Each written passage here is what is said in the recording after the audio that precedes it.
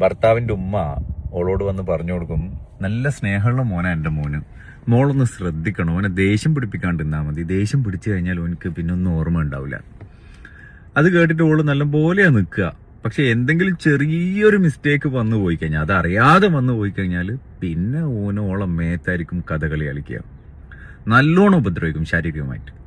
വേദന സഹിച്ച് വീടിന്റെ ഒരു മൂലക്കിരുന്ന് ഇങ്ങനെ തേങ്ങുമ്പം കെട്ടിയോന്റെ ഉമ്മ വന്നിട്ട് വേറൊരു ഡയലോഗ് ഉണ്ട്, ഞാൻ എന്നോട് അന്നേ പറഞ്ഞല്ലേ എന്റെ മോന്റെ മനസ്സ് നല്ല തങ്കപ്പെട്ട മനസ്സാണ്, പക്ഷെ ദേഷ്യം പിടിച്ചു കഴിഞ്ഞാൽ ഒന്നും ഓർമ്മ ഉണ്ടാവില്ല, പെട്ടെന്ന് അത് മറക്കുകയും ചെയ്യും.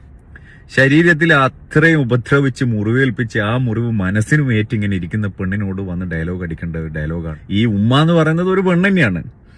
ഇങ്ങനെ മക്കളെ പ്രോത്സാഹിപ്പിക്കുന്ന ഉമ്മമാർ, സ്വന്തം മോന് അവന്റെ ഭാര്യയെ തള്ളിക്കഴിഞ്ഞാല് അവന്റെ ഉമ്മ അവന്റെ ഭാര്യനെ ഉപദേശിക്കുക ചെയ്യേണ്ടത്, അവന്റെ ചെകിട്ട അടിച്ചു പൊട്ടിക്കല്ലേ. ഈ പറയുന്ന ദേഷ്യക്കാരനില്ലേ, നാട്ടുകാർ ഏതെങ്കിലും ഒരു ആണൊരുത്തന്റെ മുമ്പിൽ ഇങ്ങനെ നിന്ന് സംസാരിക്കുമ്പോൾ പിടിച്ചിട്ട് ഇവര് ശരിക്കും മാനസിക രോഗികളാണ്. കാരണം ഇവർക്ക് അവകാശമുള്ള, ഇവരെ തിരിച്ചടിക്കില്ല എന്ന് ഉറപ്പുള്ള ആൾക്കാരുടെ മേത്താണ് നിരന്തരം ഇങ്ങനെ ശാരീരിക ഉപദ്രവം കാണിക്കുക. നാട്ടിൽ നല്ലൊരാണത്തിന്റെ മുമ്പിൽ ഇവർ നിൽക്കൂല. ഈ ചങ്ങായിന്റെ പ്രീവിയസ് ഹിസ്റ്ററി നോക്കിക്കഴിഞ്ഞാൽ ആദ്യ ഭാര്യയെ കോമയിലാക്കി, 13 മാസത്തോളായിട്ടും കോമയിലാക്കി പോലും.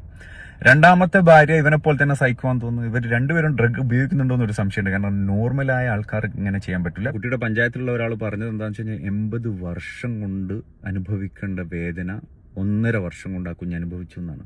സിഗരറ്റ് കുത്തി പൊള്ളിച്ചിട്ടുമുണ്ട്. ഇതുപോലെ ഒരുപാട് കുട്ടികളും സ്ത്രീകളും പുരുഷന്മാരും വീട്ടിനുള്ളിൽ പീഡനം അനുഭവിക്കുന്നുണ്ട്.